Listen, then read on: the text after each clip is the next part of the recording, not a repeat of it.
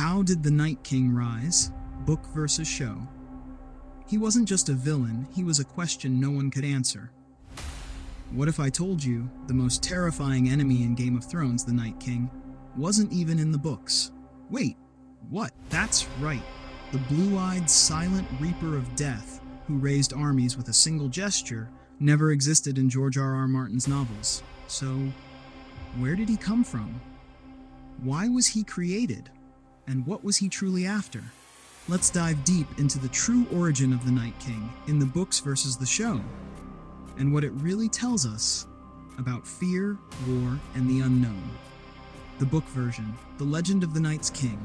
In the books, there's no singular Night King like we see on screen, but there is a chilling legend known as the Night's King. Notice the apostrophe, who once ruled from the Night Fort, the oldest castle on the wall. He was the 13th Lord Commander of the Night's Watch, a hero once. But something changed. He met a mysterious woman beyond the wall. Her skin was pale as the moon, her eyes blue as the stars. They say he loved her, or was bewitched by her, and brought her back to the Night Fort. He declared her his queen. Together they ruled in darkness, sacrificing to the others. For 13 years he reigned in shadow, until he was finally overthrown by the combined forces of the king in the north and the king beyond the wall. After that, all records of him were wiped away. His name, forgotten. His story, buried. But the fear, that still lingers. So, is he the Night King we saw on screen? George R.R. Martin has hinted, maybe, but never confirmed. He likes his monsters to remain mysteries. The show's creation, a weapon born of desperation. In HBO's adaptation, the Night King becomes real. And not just a shadowy legend, but a central villain. But here's the twist. In the show, he wasn't born evil, he was made. Long ago, during the first men's invasion of Westeros, the children of the forest were being wiped out. Their trees cut down, their gods forgotten. So, in desperation, they created a weapon. They tied a man, a first man, to a weirwood tree, and plunged dragonglass into his chest. His eyes turned ice blue. That was the moment. The Night King was born. But he didn't obey. Instead of protecting them, he turned against all living things. The weapon became a curse. Motives in the show, ice without purpose.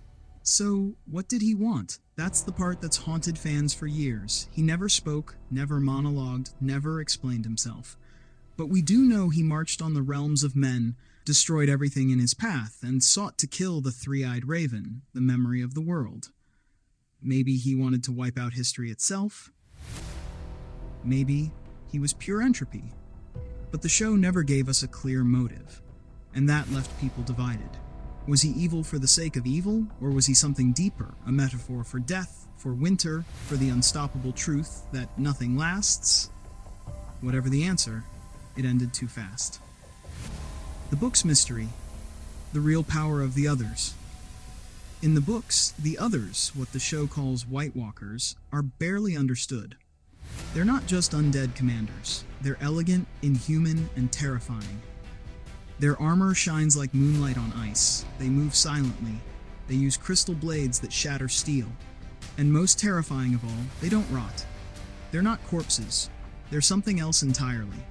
They raise the dead, yes, but their power feels ancient, elemental. George R.R. Martin paints them as forces of nature, not just villains, but balance, judgment. And unlike the show, they aren't led by a Night King. Instead, they act as a mysterious, chilling force, maybe with a hive mind, maybe with a purpose we'll never understand. Their silence speaks volumes. They aren't a character to be killed, they're a concept to be feared. Death of the Night King, a divisive ending. Let's talk about that scene. Arya Stark, a sudden leap, a knife to the gut, and boom, the Night King shatters into ice. All the White Walkers fall. The battle is won. But was it satisfying? To some, yes, it was shocking, unexpected, Arya's big moment. But for others, it felt rushed. Years of build-up, gone in seconds. Where was the deeper meaning, the lore, the history, the threat of death, wiped away by a single stab? The books would never.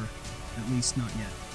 Books will show the deeper divide. So what's the real difference? The books treat the others as a myth made flesh, a warning from the past, a haunting echo.